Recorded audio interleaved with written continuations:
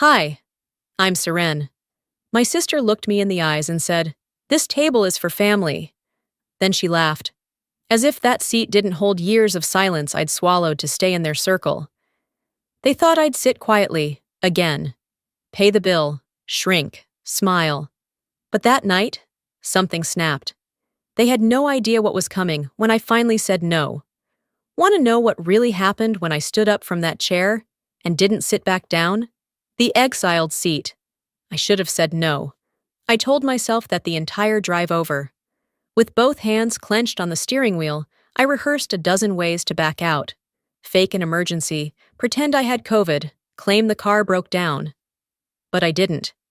Because the guilt in my mother's voice wasn't something I could shake off like dust from my coat. So there I was, in front of the Dominion Flame, a steakhouse so upscale even the air smelled smug.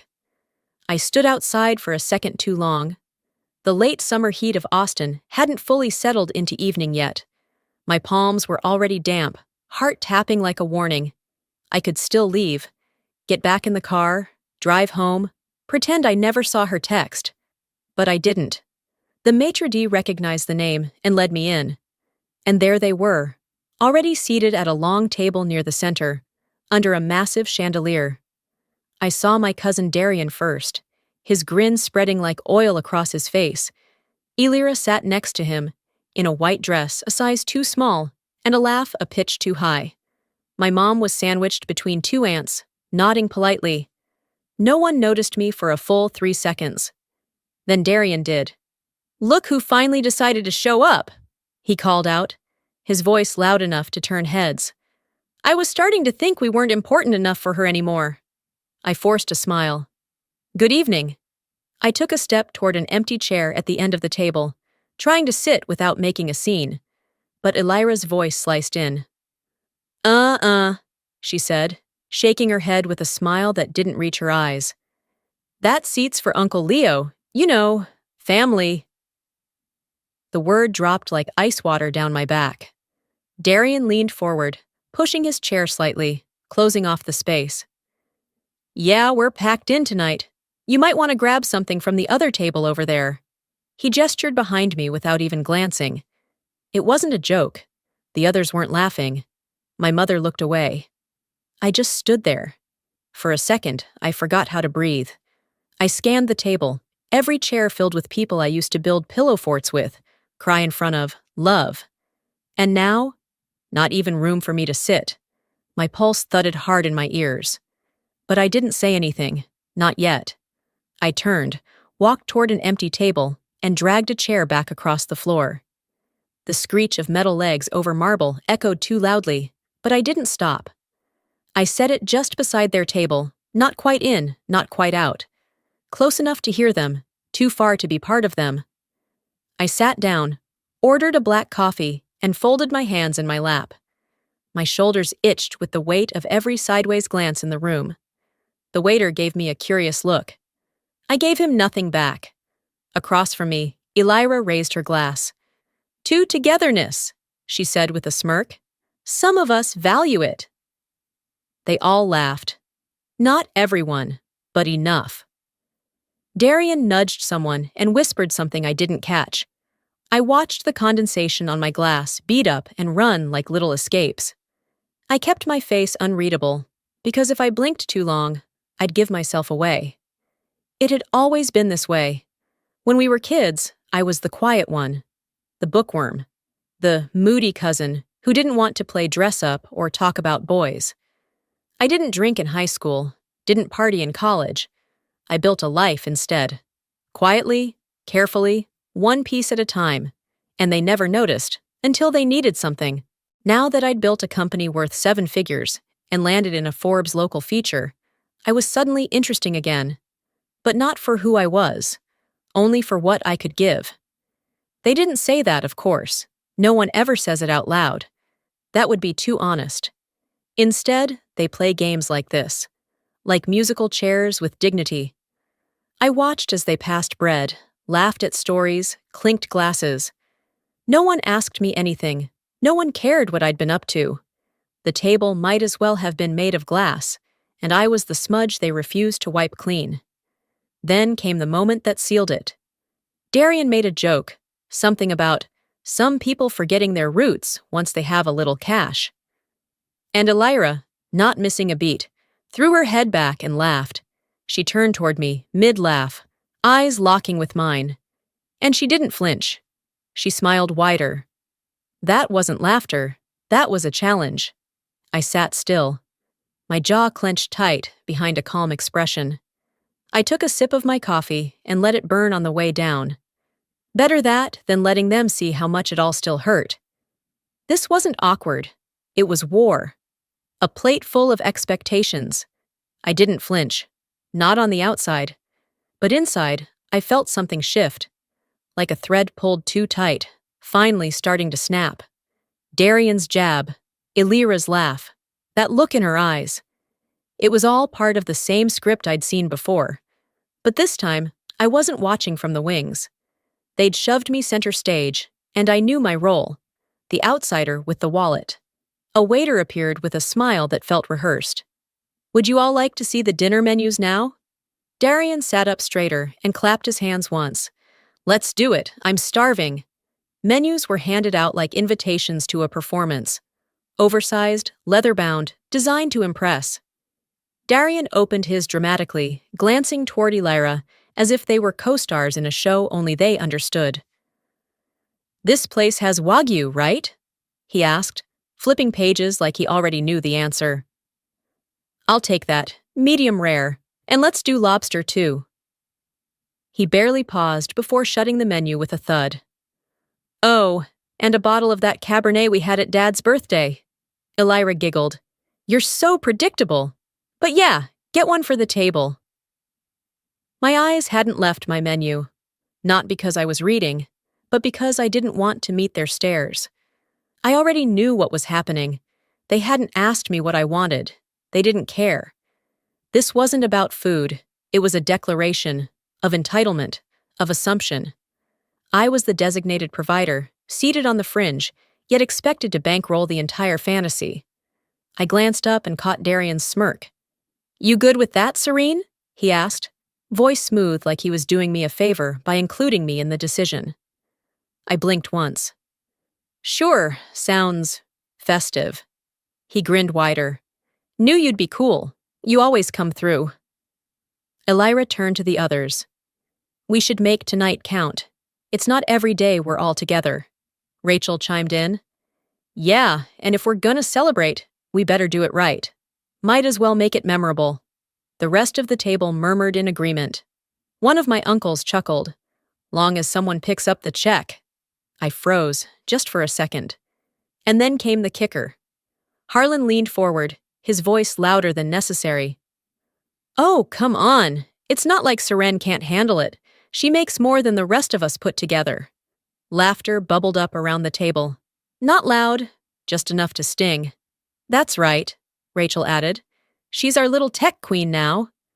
Let her treat us, Elira said, tilting her head like it was the most natural thing in the world. That's what family's for, right? My fingers curled slightly under the tablecloth. They weren't even pretending to be subtle anymore. What started as snide remarks had evolved into a full-on group performance. The room was dim, but I could see every glint of satisfaction in their eyes, like they'd rehearsed this and couldn't wait to hit their lines. I could have said something then. I could have called it out. But I didn't. Instead, I gave a half smile and raised my coffee cup like a toast. To family, I said. They clinked their glasses, celebrating the punchline, not realizing I was rewriting the story in real time. Because I wasn't mad. Not yet. What I felt was precision. They thought they had me pegged, that I'd sit quietly, take the hits, and pay for the pleasure. They had no idea what I was planning. The rest of dinner passed in fragments. Appetizers arrived, crab cakes, truffle fries, foie gras.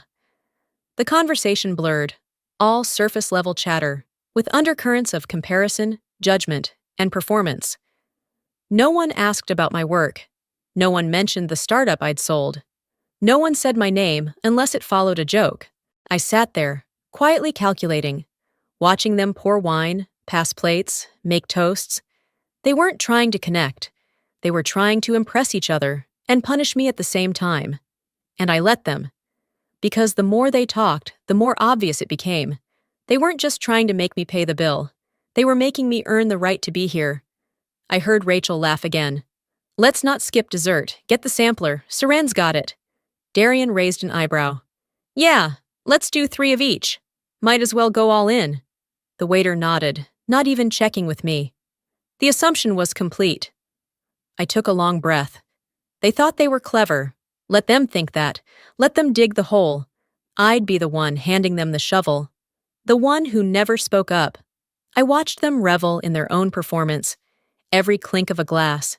Every fake laugh like a metronome keeping time for their manipulation. They thought they were winning. But what they didn't see was me scanning the table. Not for food, not for kindness. I was searching for one face. The only one I'd come here for. My mother. Maeve sat near the middle, her back straight, smile soft, eyes darting to the candles, the ceiling, the waiter. Anywhere but me. I waited for her gaze, a glance, even just the brush of concern. Nothing. She looked past me as if I were a shadow on the wall, like I wasn't even here. And that's when the ache twisted deeper. Not because they were laughing, not because they were greedy, but because the one person who knew better was silent. She always had been. The memory hit hard, so vivid I could almost feel the fabric of my childhood dress again. I was 11. Darian had poured orange soda in my backpack at my own birthday party. Said it was because I acted better than everyone. I had run to the kitchen, crying, hands sticky, notebooks ruined. Maeve had pulled me aside, smoothed my hair, and said, Sweetheart, boys tease the girls they're threatened by. Just let it go. No correction, no defense, no apology for me, just a request to be quiet. And I had listened. Back then, I thought it was strength. Now, I knew better. The plates were being cleared when Elira's voice broke through the hum. You know what I've noticed? She said, brushing imaginary crumbs off her lap. Self-made women are always the coldest, like they forget how to connect. I didn't look up. I didn't need to. The comment wasn't about women in general. It was about me. Darian laughed, of course. Rachel muttered, Amen to that. I let the words hang there like smoke. Slowly, I raised my eyes and looked at my mother again. She shifted in her seat. Her lips moved just enough to say, They didn't mean it like that. I blinked, once. And that was it. She wasn't defending me. She was excusing them, again. She whispered it low, like she didn't want to stir the pot, like my feelings were a disruption to the balance she kept trying to maintain. And in that moment, I felt something crack. Not loud, not messy, just final. There would be no scene, no shouting, but something was leaving me. Something that had tried, for years, to believe this family could change. My fork was still in my hand, but I didn't touch the dessert they'd ordered for the table. I wasn't hungry. I was unraveling, quietly, intentionally. I drifted back into memory again. Not a moment, but a pattern. The dozens of times my mother had asked me to be the bigger person, to let it slide, to not make things worse. It was always about keeping the peace, even if that peace cost me every piece of myself. I stared into my half-empty coffee, the bitter edge still clinging to the rim. A waiter passed, offering another round of wine. I didn't speak, just raised my hand in a soft decline. I heard them still laughing, heard my name mentioned under someone's breath. I didn't care enough to track who it was. I wasn't sitting at their table. I wasn't even sitting in their reality anymore. In my mind, I began stepping back, not from the table, not from the room, but from the expectations that had caged me my entire life. For the first time in years, I saw Maeve not as mom, but as a woman who had chosen silence, again and again. And no matter how much I'd wanted her protection, I could no longer excuse her absence just because she came wrapped in motherhood. They joked, they drank, they piled desserts into each other's plates, and I sat still, letting the numbness wash in. Not to escape, but to prepare. Because while they laughed, I was changing. While they circled the same game, I was stepping off the board. And when I looked at my mother one last time, her eyes finally found mine. She blinked, startled, like she hadn't expected me to still be watching. I didn't smile. I didn't flinch. She chose silence again. And now, I choose something else. The mask and the ultimatum. I didn't say a word. Just held my mother's gaze long enough for her to understand. I wasn't waiting anymore. The silence between us stretched for maybe 2 seconds. Then I stood and quietly excused myself, stepping away from the table as naturally as I could. I made my way to the lounge area off the main dining floor, where the lights were lower, the music softer, and the illusion of peace a little more believable. It wasn't about needing air, it was about not suffocating. I sat near a tall window facing Congress Avenue. The view was blurred by the reflection of the chandelier behind me. People passed by outside, free and unaware. For a brief second, I envied their anonymity. Footsteps approached. I didn't look up, I already knew. "Hey," Darian said, voice smooth like always. "You okay?" I didn't answer. He took the liberty of sitting across from me like we were old friends catching up over drinks. "You know how they are," he began, tone casual. Loud, dumb, a little tactless, but harmless. I kept my eyes on the street. He waited a beat, then leaned in. "Look," he said, lowering his voice. "Between you and me, this whole dinner, it wasn't just about catching up. You probably figured that out already." "No kidding. But here's the thing," he continued, flashing that tired charm he used on women and investors alike. "You showing up tonight? That meant a lot. To Mom, to the family. They were never going to say it, of course. They're all too proud for that. But they notice, especially after, well, you know, the Forbes piece." There it was. He gave me a tight-lipped smile. "You've done well for yourself, Saran. We all see it." I said nothing. "And tonight? It's just a dinner. One bill. It's not about the money. It's about the gesture." He smiled like he'd just solved world peace. "You pay, we laugh, we drink. We toast to you. Everyone walks away feeling good. Win-win." I turned to face him fully. "You mean I pay, and they feel good?" He blinked, but the smile didn't falter. "Semantics." I leaned back in the chair. "So that's the plan, huh? Hand me the script and hope I play along." He chuckled, low. "Come on, Saran. Don't turn this into some kind of protest. It's family. We razz each other. We lean in. We cover when someone can't. We're all adults. You're not gonna let a couple offhand jokes ruin the night, are you?" That word again. Family. Funny how it was always weaponized when they wanted something. I didn't raise my voice. I didn't shift in my seat. "I'm not here to ruin anything," I said evenly. "But I'm also not here to fund a show I wasn't cast in." He exhaled sharply, eyes narrowing just a little. "Okay," he said, dropping the smile. "If that's how you feel." There it was, the pivot. The moment charm slid into pressure. "But just know," he continued, "if you don't step up here, it won't go unnoticed." I stared at him. "Is that a threat?" I asked. "No," he said too quickly.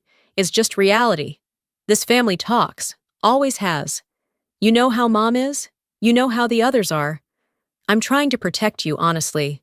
From the narrative, the narrative. If you refuse to do something this small," he added, "it gives them permission to say a lot worse." That was the moment I realized. He wasn't here to talk. He was here to control the fallout. I smiled, slow and careful. "You don't get to build a fire under me," I said, "and then ask why I'm sweating." He sat back like I'd slapped him. I leaned forward slightly. "And if you think I'm the kind of woman who pays hush money in the form of cheesecake and lobster, you're not nearly as smart as you think." He blinked. For the first time all night, Darian actually blinked. Then he glanced away, adjusting his shirt collar like it had suddenly gotten tight. "I'm trying to keep things from getting messy," he muttered. They already are, I said softly, but not because of me. He stood, hands on his hips, looking like he wanted to say more. Instead, he nodded once, sharper than necessary, and walked back to the table. From where I sat, I could see his shoulders tense. He rejoined the others with a forced laugh and some comment I didn't catch. I saw Elira turn toward him, her smile faltering. Maeve reached for her glass. Something was different. I hadn't won. But I'd broken the script. When even love isn't enough. I stayed in the lounge long after Darian returned to the table. The air felt heavier now. The distant clatter of forks and fake laughter didn't reach me the same way anymore. I was untethered from them, like a balloon they let go, expecting it to come drifting back. But I wasn't floating. I was watching. That's when my phone buzzed. I glanced down. It was her. Mom, calling. For a second, I just stared at the screen. My finger hovered over the green button, then pulled away. I let it ring twice more before I answered. Serene! Her voice cracked softly, barely louder than a whisper. Sweetheart, are you okay? My throat tightened. She sounded like she used to, on those rare nights when I had the flu, or after Dad left and I cried into her lap. She sounded like the mom I used to believe could fix anything. I know tonight was hard, she said, pausing. They can be a lot, but they're not bad people. They just don't always know how to handle your success. You've always been strong, stronger than them. I leaned back in the chair, eyes on the ceiling now. Is that what this is? I asked quietly. Me being punished for doing well? No, she said quickly. Don't twist my words, baby. I'm saying, you're not like them. You've got the backbone. That's why I knew you'd handle this better than they would. She meant it as a compliment, but all I heard was surrender. She was asking me to carry the weight again, wrap it up, swallow it down, and be the better person. Still, for a moment, I let myself believe her. Maybe she really was trying. Maybe this was her way of saying she saw me now, not as an ATM or a black sheep, but as her daughter. Maybe. After the call ended, I didn't move. I just stared at the dim chandelier above me, the light fracturing slightly through a small crack in the glass. Like everything beautiful in this family, it was polished, but broken. By the time I got home, it was past midnight. I didn't even bother turning on the lights. I set my phone on the kitchen counter and poured myself water, my mind replaying her words again and again. You've always been strong. That's why I knew you'd handle it. She hadn't apologized. She hadn't acknowledged her silence. But she'd called. And that had meant something, hadn't it? I went to bed thinking maybe I'd call her back in the morning. Maybe I'd invite her over. Maybe we could start from a quieter place. But morning had its own plans. My phone buzzed again. This time, it wasn't a call. It was a message. Mom. Saran, don't make this about you. Think of the family's name. Just help them out this once. That was it. One sentence. And every fragile piece of hope I had been clinging to shattered with it. Not because she asked for help, but because she said, don't make this about you. As if I was being dramatic. As if their cruelty, their laughter, their constant belittling was just a moment I had blown out of proportion. She didn't call to mend anything. She called to soften me up. The tears didn't come right away. Not out of pride. There was just nothing left in the tank. My chest was heavy, but my eyes stayed dry. I opened the message, read it twice, then slowly typed my response. I'm not your scapegoat, not anymore. I hit send. No punctuation, no room for misreading. I set the phone down, stepped away from the kitchen and into the hallway, each footstep quieter than the last. The emotional cord had snapped, not with a scream, but with a silence I no longer feared. I was done asking to be understood. Now I would make myself clear. Smile for the camera, I had made myself clear. At least, I thought I had. But clarity doesn't mean people will listen. It just means they'll find a new way to pretend they didn't hear you.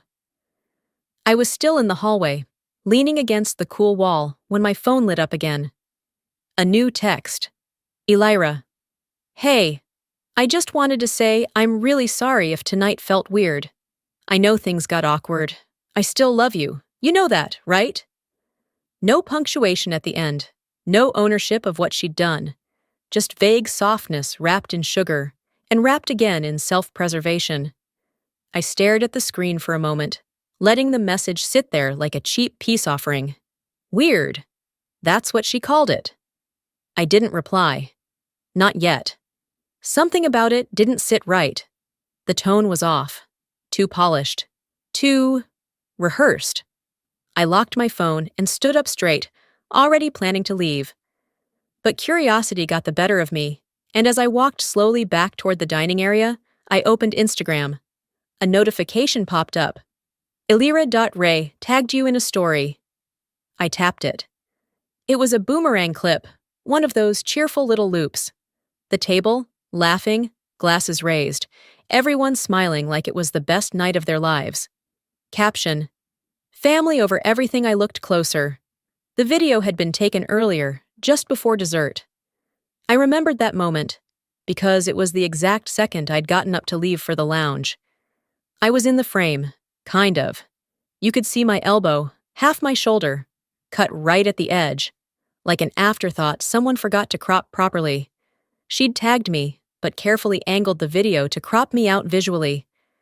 I was there, but I wasn't. It was surgical. A curated illusion. That was never an apology. It was a setup. Text me sweetly, post me silently. It wasn't reconciliation. It was branding. I was being used as a prop in a narrative where they looked like the inclusive, loving, messy but adorable family, and I was just the blurry ghost who never fit in frame. I took a breath. It didn't steady me, it only stoked the fire. No more backing down, no more be the bigger person.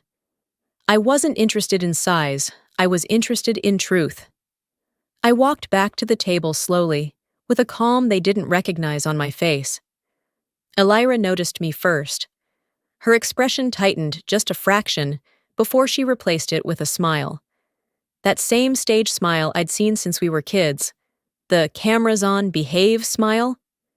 She opened her mouth to speak. I didn't give her the chance. If anyone here thinks I'm just here for your highlight reel, I said, loud enough for everyone to hear, but not loud enough to startle. Let me make this very clear. I pulled out my own phone, held up her Instagram post. I am not your accessory. Her mouth opened, but I didn't stop. You want me cropped out of your life? Do it honestly. Don't tag me for optics. Don't pretend you reached out when all you did was hide your insult behind a filter. Maeve whispered my name, like she was trying to calm a dog. Darian leaned forward. Serene, don't do this here. Oh? I turned to him. Where should I do it, Darian? At your next wine tasting? Or maybe during the next group text where you all pretend I'm too tense to be invited? No one said anything. I'm done playing quiet. I'm done making everyone comfortable while I bleed under the table. I sat down, slowly, in the chair I had dragged earlier. Not a full seat at the table, just close enough to remind them I'd never really left. The silence that followed felt deeper than anything anyone had said all night. Elira stared at her phone like it had betrayed her. Darian's jaw clenched. Maeve looked down, twisting her napkin into knots. And I didn't flinch. I wasn't background anymore. I was about to become the plot twist. This bill comes with a receipt. Not with screaming, not with a grand gesture, but with the kind of stillness that makes people nervous. The waiter returned, holding the leather-bound check holder like it was a crown waiting to be placed. He didn't hesitate, didn't glance around the table.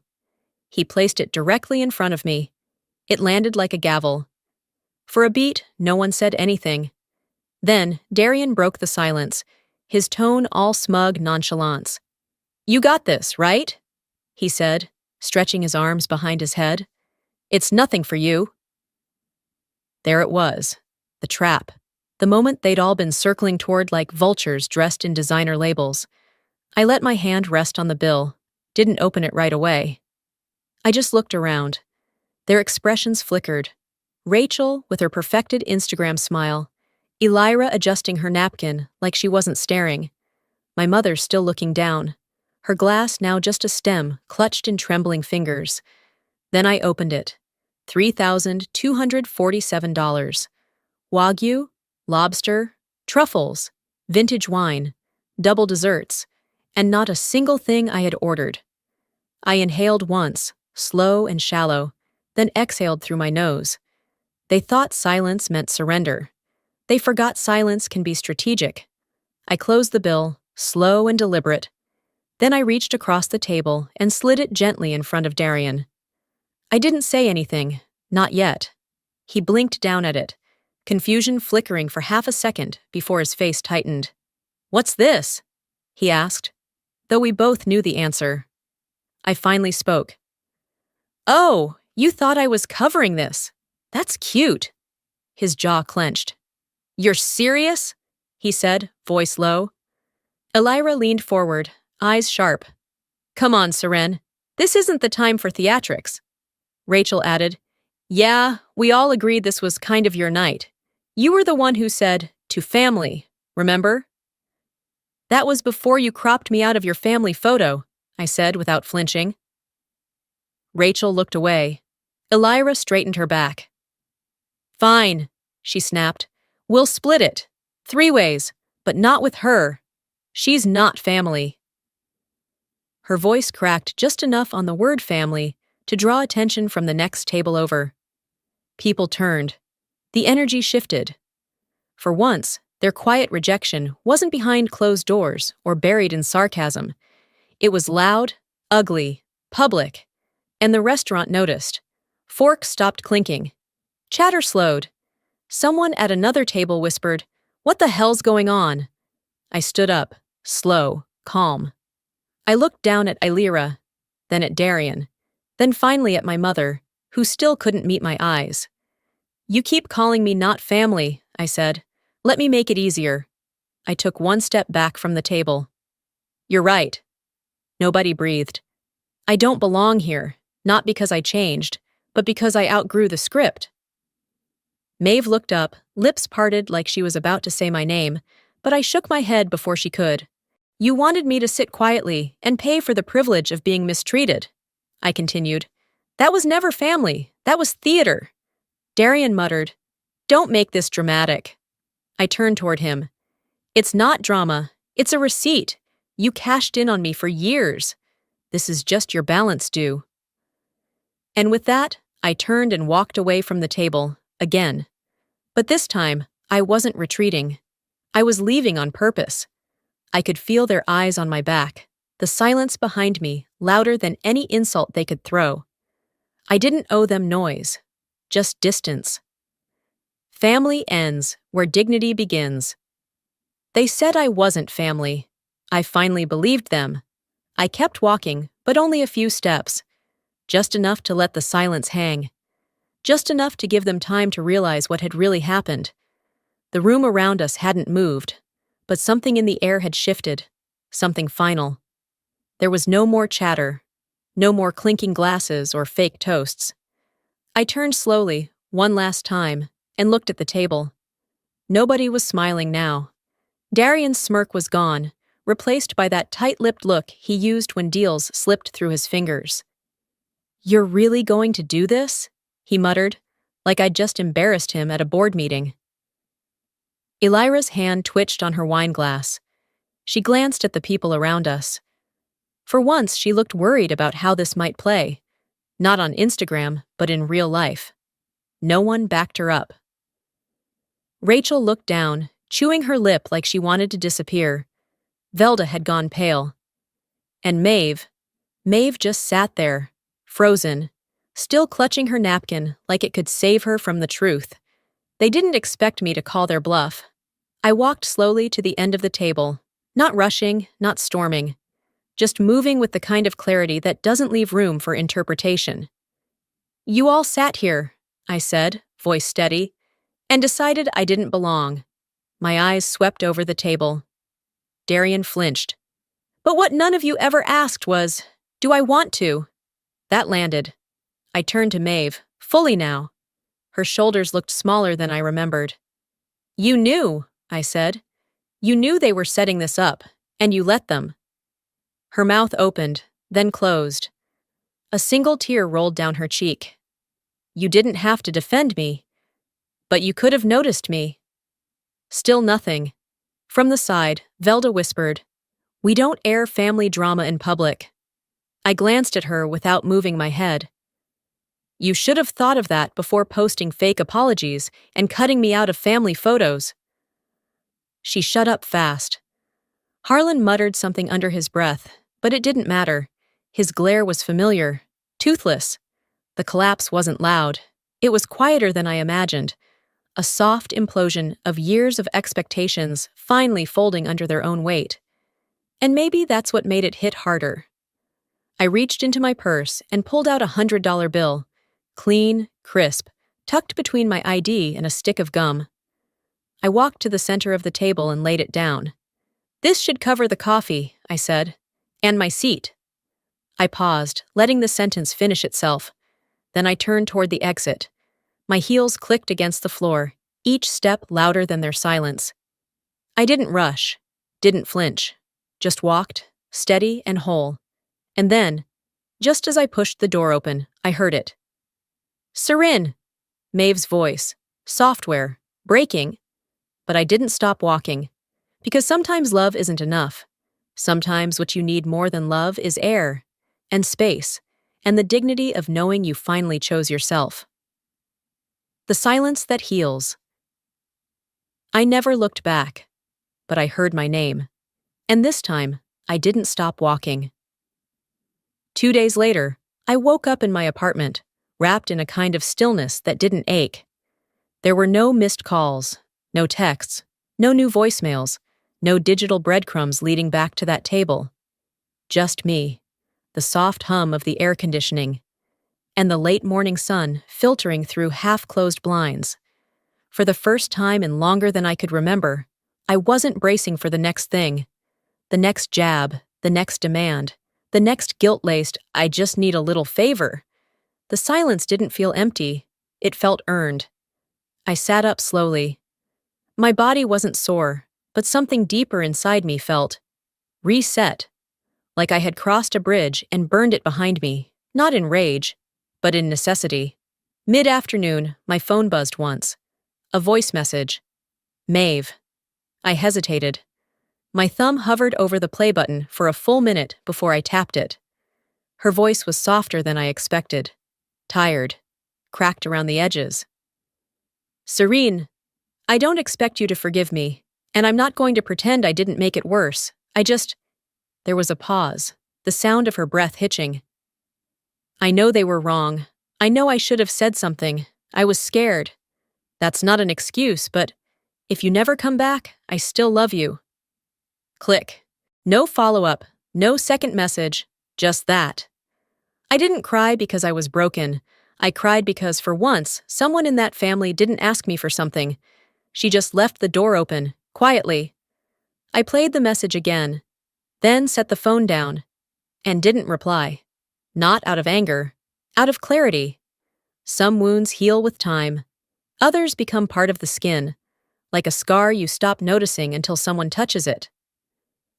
Later that night, I opened my laptop. My startup's dashboard lit up with numbers, graphs, real momentum. The work I'd built without a single favor. Every email, every investor pitch, every long night of questioning if it would all fall apart. And yet, here it was. Alive. Growing. I met my own eyes in the reflection of the screen. I didn't lose them, I whispered. I found myself. I closed the laptop and stood, walking to the kitchen where I poured a glass of wine and opened the balcony door. Austin's skyline stretched out in front of me, quiet, glowing, unaware of my family's theatrics. The kind of city that lets you disappear and reappear entirely on your own terms. Just as I took the first sip, my phone buzzed again. A message from Elira. A photo. The rest of them gathered around Maeve's backyard fire pit, smiling, toasting marshmallows. The caption read, "Real ones only, family first. I didn't open it, didn't zoom in to see who else was there. I placed the phone face down on the counter. I poured a little more wine, then walked back to the balcony and leaned against the railing. The city didn't ask me to smile. It didn't require an explanation. It just let me breathe. You can still love someone and still leave. Maybe you've been there, at a table where everyone smiles like nothing's wrong, while you sit there wondering how you became the outsider in your own family. I've been there too. And walking away wasn't easy, but it was necessary. I didn't leave out of anger. I left to protect my peace. Because family doesn't mean tolerating disrespect. Loyalty shouldn't come at the cost of your identity. It took me years to understand. You can love someone and still choose distance. You can set boundaries without guilt.